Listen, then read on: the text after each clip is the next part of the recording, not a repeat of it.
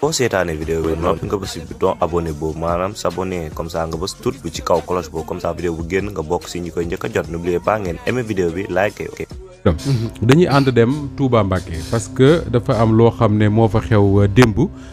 lu doy waar lool ndaxte benn xale moom moo fa faat beneen xale bu jigéen boo xam ne dañu wax ne ci niñ ko waxee que ni corom la woon ba mu jur coow lu bari waaye nag comme tungu ne du teew ñuy nataal Mamadou Makhtar Sarr moom mooy suñu correspondant foofule ca Touba te Modou Makhtar doon nañu toppal mbir moomule ba ñu ko yëgee ba léegi. Makhtar.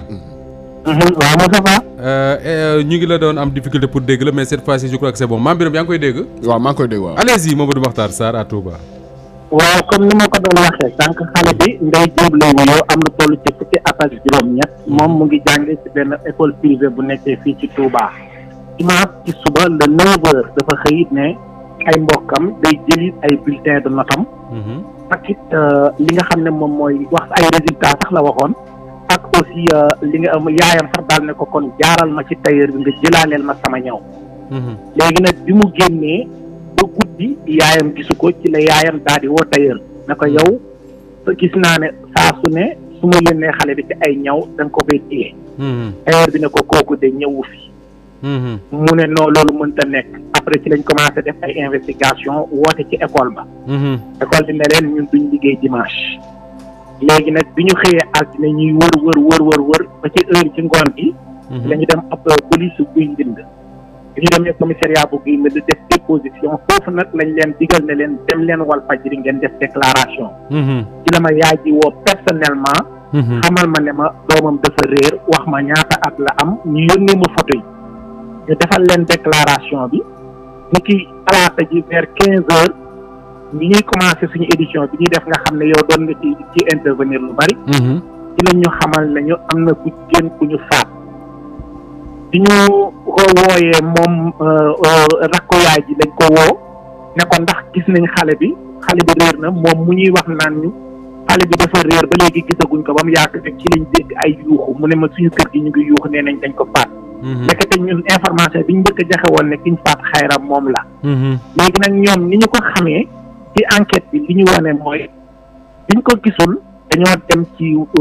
xale bu góor boobu nga xam ne élève la am fukki at ak juróom-ñett comme moom daanaka ñoom maase. ab élève la. moom la ñu laaj ne ko yow ana xale bu jigéen bi Ndeye Diop mu ne moom gëj nañ ko gis dañ doon génn ñoom ñaar waaye bàyyante nañ ëpp na depuis mois de décembre. waaye nag ñu ne ko yow dégg nga ci guddi déggante ngeen ñoom famille xale bi ci enquête bi ñoo ne ko démb ci guddi déggante ngeen. te comme déggante ngeen normalement war nga xam fi mu nekk bi ñu ko cuisiné maanaam samedi ci guddi déggante ngeen daal loolu bi ñuy waaj a génn léegi nag bi ñu ko cuisiné moom nee na ci enquête bi moo leen wan xale bi fi mu nekk maanaam daf ko faat ko dugal ko ci benn bassin bu nekk ci kaw xam nga immeuble bi nga xam ne fi la Touba ca kanam nekk ci ginnaaw fam ay néeg yoo xamante ne dañu koy loué léegi nag ñu bari dañoo jàpp ne sax ci biir néeg la ko rayee ba pare daal di koy jël dugal ko ci bassin bi nga xamante ne ñëw nañ nag moom nee na ni mu ko démb ci guddi nag la ñu doon def reconstitution des faits yi police scientifique ñëwoon na parce que dimanche la ko rey ba talaata lañ ko gis xale bi commencé woon na décomposé wu ko jigéen ci nee na nag moom li mu wax enquête bi daf ko jiiñ ne dafa wannu lor te moom xale lu góor li mu wax loolu xale bu góor bi moo def déclaration yi ne da ko jiiñ ne da ko wannu lor moo tax mu def ko loolu am na ñeneen da koo otal ba mu ñëw foofu waaye nee na ni mu ko rayee ci enquête bi mooy nee na mool la ko dóor ci kanam gi ba noppi ak jël benn paaka jam ko ci put bi paaka bi nag damit bi fa lañ ko fekk im si nga xale bi nag dafa jël bopp bi mu dugal ko ci saaku jël tànk yi aussi dugal ci saaku takk ko wóorali ko benn matelas mercado doot ko sànni ci biir kii bi xam nga ne dèjà xelu xale weesuwul loolu yow fi nga logé ñu ne fa nga luyee ngay nit mën ko sànni ci kaw loolu da ngay nee a jàpp xam nga loolu donc loolu yëpp xelu xale bi dugg na foofu waaye nag police ñëwee waaw Moustapha léegi lu ñu xam ci xale bu góor bi nga xam ne moom moo ko def wala boog moom moo wax ne moom moo ko def lan lañ xam ci moom waaw def nañ ay enquête mais kenn mënagul wax parce que xale la xam nañ ne daal élève la ku yaru la di dem jàngi dem ak ñëw donc enquête de moralité bi loolu la waneegum mais dafa am Moustapha luñ ci dégg parce que xale bi papaam mu ngi France wuccu yaayam la fa nekkal xale bu jigéen bi tey jii léegi nii rek daaw ñoom bi ñu demee di démb si guddi bi ñu yégee ne xale bi dee na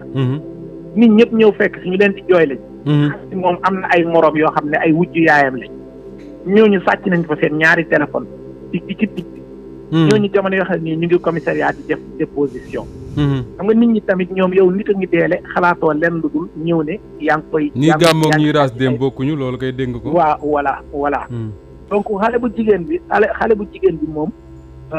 déjà am na foo xam ne li mu waxoon yaayam amul xëy na dafa rendez-vous la doon joxanteeg waaj parce que déjà demul ci école ba demul ci tailleur bi lan lañ jote ñoom ñaar aussi xale bi moom personnellement moom moo ki ku góor ki moo wax ne moom moo ko rey léegi nag nee na da ko doon jiñ ëmb